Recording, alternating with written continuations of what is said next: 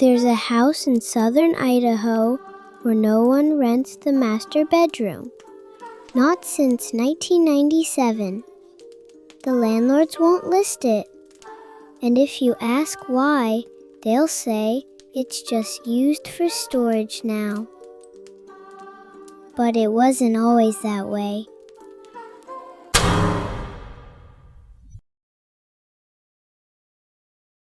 In 1997, Scott Rensley moved into this house with two friends. They were young, just out of school.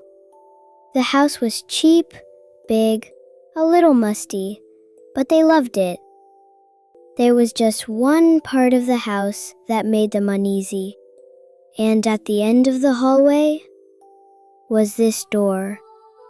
They asked about it once, but of course, the landlord just smiled and said, "Don't worry about that room.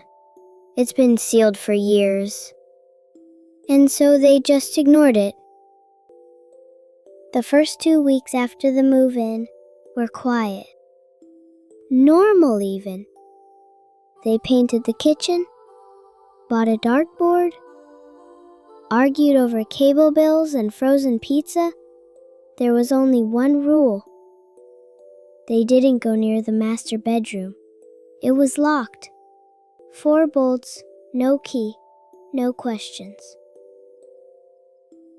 But after the second week, they started hearing things. It always came late, sometime after 3 a.m. 3 slow knocks from inside that door, then silence.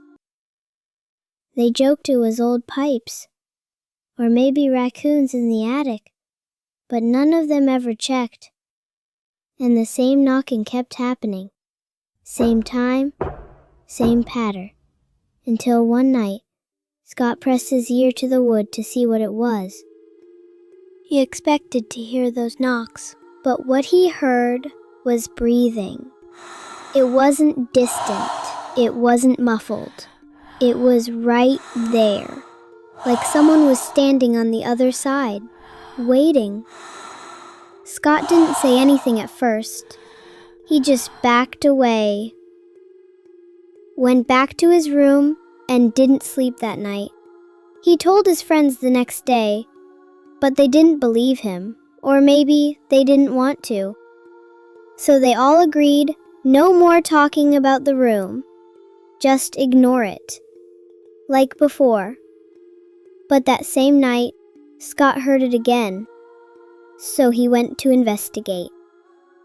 He didn't just hear breathing this time, but something more. Let me out! Let me out! Let me out!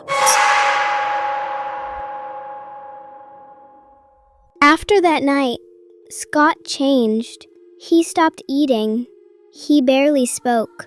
He kept the hallway light on, even during the day. The others thought he was being dramatic, but they started hearing things too.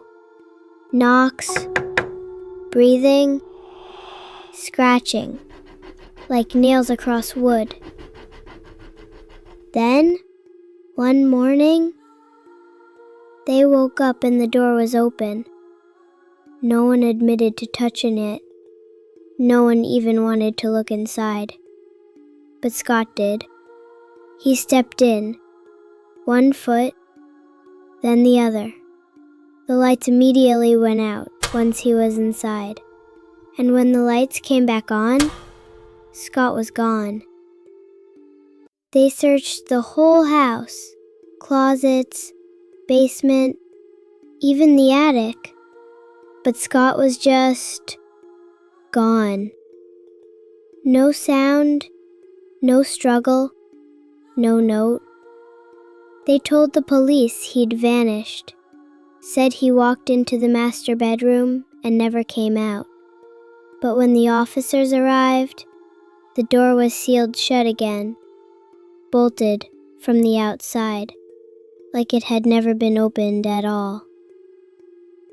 The landlord was called, said they must be mistaken, said no one's been in that room in years. He refused to open it. They decided to move out, and eventually, the property was listed again. But the ad never mentioned what happened. And the new tenants? They never used the master bedroom either, because it was already locked. And it still is. You can still hear him, though, if you listen close. After 3 a.m., 3 knocks, and a voice that's not quite his anymore. Let me out!